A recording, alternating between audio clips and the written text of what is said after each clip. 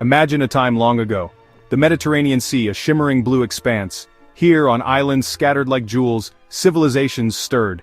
These were the Aegean peoples. They were pioneers, sailors of the ancient world. Their stories are the preface to a grand epic, the epic of ancient Greece. Before the Parthenon, before Socrates, there was a dawning, a slow awakening of culture, art, and power. The Minoans on the island of Crete were among the first. Flourishing around 2700 to 1450 BCE, they built magnificent palaces like Knossos, vast structures filled with vibrant frescoes. These paintings show us their life. Bull-leaping, graceful figures, a connection to the sea. They were traders, their ships reached distant shores.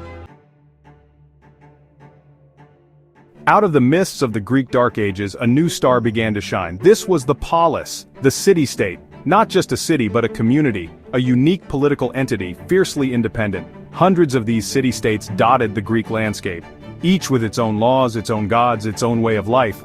Imagine tiny nations, each a world unto itself. This fragmentation was a source of conflict, but also a wellspring of innovation. Two city-states, above all others, capture our imagination: Athens and Sparta. They were like binary stars, different yet bound. Athens, a bustling port, open to new ideas. It valued art, philosophy, and the power of the people. Sparta, inland, austere, and disciplined. It valued strength, order, and military might. Picture Athens in the 5th century BCE. This was its golden age, a period of unparalleled brilliance, a cosmic explosion of creativity and thought. After repelling the mighty Persian Empire, confidence soared. Resources flowed into the city. Under statesmen like Pericles, Athens flourished. It became the school of Hellas, the teacher of Greece, a beacon of what humanity could achieve. Democracy in Athens reached its fullest expression. Citizens actively participated in government. The assembly, open to all eligible men, made key decisions. Juries were large, chosen by lot. Public officials were held accountable. Pericles himself championed this system. He believed in the wisdom of the ordinary citizen. The Athenian Golden Age was also a golden age for the mind. In the bustling agora, the marketplace, ideas were exchanged like currency. Here thinkers grappled with the biggest questions. What is justice? What is truth? How should we live? These were the philosophers, the lovers of wisdom. They dared to use reason to understand the universe and ourselves. Socrates stands as a pivotal figure. He wrote nothing himself. We know him through the writings of his student, Plato. Socrates wandered Athens, engaging in dialogue. His method, relentless questioning, the Socratic method. He challenged assumptions, exposed ignorance. He believed the unexamined life is not worth living. His pursuit of truth ultimately cost him his life. Accused of corrupting the youth, he was sentenced to death. Section 5: Alexander's Odyssey, a world remade. Imagine a young king, barely 20 years old, standing on the precipice of history. His name was Alexander, and he was destined for greatness. Inheriting a powerful kingdom, Macedon, to the north of Greece, he was thrust into a world of power and responsibility. This was Alexander, a name that would echo through the ages. Tutored by the great philosopher Aristotle, Alexander was filled with ambition and a thirst for knowledge. His education was not just in philosophy and science, but in the art of war and leadership. He dreamed of conquering the vast Persian Empire, the dominant power of the East. This dream was not just about power but about uniting the known world under one rule. His campaign was not just conquest, it was an odyssey that would reshape the known world. Each battle, each victory, was a step towards a new world order. In a whirlwind of battles from 334 to 323 BCE, Alexander led his armies across Asia Minor, through Egypt, into Persia, and all the way to India. His journey was marked by relentless ambition and unparalleled military prowess. He was a brilliant military strategist, fearless, leading from the front. His ability to inspire his troops and outmaneuver his enemies became legendary. He defeated armies far larger than his own, using innovative tactics and sheer determination. His victories were not just due to numbers, but to his genius on the battlefield. Cities fell, empires crumbled before him. His conquests were swift and decisive, leaving a trail of transformation in their wake. He founded new cities, many named Alexandria, which became centers of administration and culture. These cities were not just military outposts but symbols of a new era. The most famous, in Egypt, became a new center of learning, a beacon of Hellenic culture. The Library of Alexandria would become a repository of knowledge, attracting scholars from all over the world. Alexander's conquests did more than change political maps. They laid the foundation for a new cultural landscape, blending Greek and Eastern traditions. They spread Greek culture, language, and ideas, a process known as Hellenization. This cultural diffusion had a lasting impact on the regions he conquered. This fusion of Greek and Eastern cultures created a new era, the Hellenistic Age. It was a time of unprecedented cultural exchange and innovation, forever altering the course of history. Section 6. Roman Embrace, Hellenic Heart, a new chapter. As the Hellenistic kingdoms waned, a new power rose in the West. Rome, a republic, then an empire built on discipline and law. By the 2nd century BCE, Rome's influence stretched across the Mediterranean. Greece, weakened by internal conflicts, fell under Roman sway. The legions marched, and Greece became a Roman province. It might seem like an end, the fading of Greek independence, but it was also a new beginning. The Romans, conquerors though they were, deeply admired Greek culture. Horace, a Roman poet, famously wrote, "Captive Greece took captive her savage conqueror." Roman elites learned Greek. They studied Greek philosophy, literature, and art. Greek tutors were highly sought after for Roman children. Roman emperors emulated Greek styles in architecture and sculpture. Section 7. Keepers of the Flame, Preserving Ancient Wisdom. The Roman Empire, in its western half, eventually crumbled, leading to a significant decline in the preservation and transmission of knowledge. Around the 5th century CE, a period often called the Dark Ages began in Europe.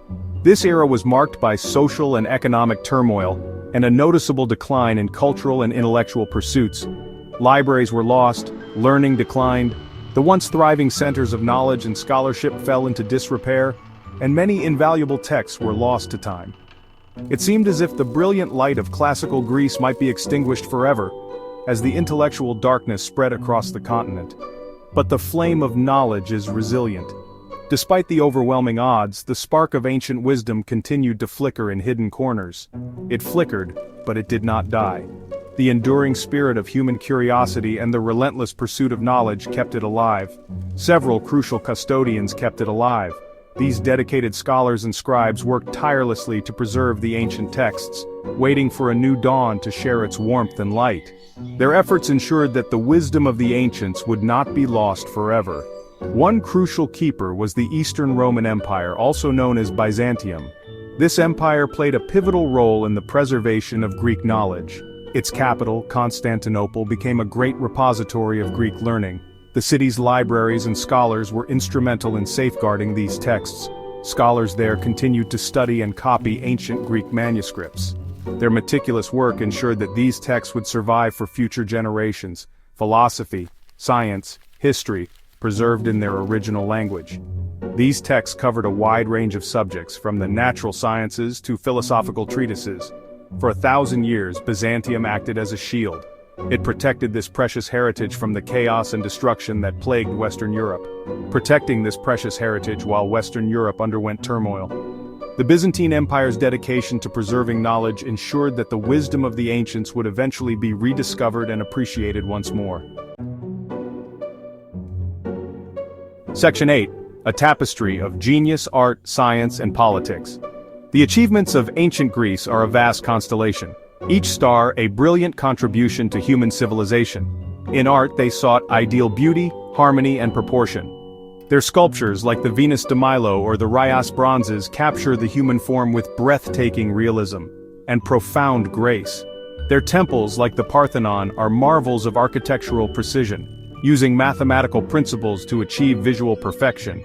Their pottery, painted with scenes from myth and daily life, tells us vivid stories. In politics, their experiments were audacious. Democracy in Athens, as we've seen, was a radical departure. The idea that citizens could and should govern themselves. They explored various forms of government, monarchy, oligarchy, tyranny, and they debated their merits and flaws. Political thinkers like Plato and Aristotle analyzed these systems. Section 9. The Enduring Light, Greece's Gift to Tomorrow. The journey through ancient Greece reveals a civilization that profoundly shaped our world. From the majestic temples to the bustling agoras, every stone tells a story of innovation and thought. Its legacy is not confined to dusty books or museum halls, it is alive. It thrives in our daily lives, in the principles we uphold and the knowledge we seek. It breathes in our democratic ideals, our scientific methods. The very essence of inquiry and debate, so central to our progress, finds its roots in Greek thought. It echoes in our art, our architecture, our language. The columns that support our buildings and the words that shape our conversations are testaments to this enduring influence. Words like philosophy, democracy, tragedy, comedy, all gifts from Greece. These concepts have transcended time, becoming integral to our cultural and intellectual fabric. The ancient Greeks dared to place humanity at the center. They questioned the world around them and sought to understand it through reason and dialogue, to believe in the power of reason. This belief laid the groundwork for countless advancements in various fields of study. This humanistic spirit is perhaps their greatest legacy. It encourages us to explore, to question, and to innovate. Consider the impact on Western thought. The teachings and philosophies of ancient Greece continue to be a cornerstone of modern education. The philosophical inquiries of Socrates, Plato, and Aristotle. Their questions and ideas have shaped the way we think and understand the world. They provided the foundational questions and frameworks for centuries of intellectual exploration. Their influence is evident in every corner of academia, the Greek pursuit of logic and rational explanation. This relentless quest for knowledge and understanding has driven human progress. It paved the way for the scientific revolution. The methodologies and principles established by Greek thinkers became the bedrock of modern science. Their artistic ideals of beauty and harmony. These ideals continue to inspire and influence artists and architects around the world.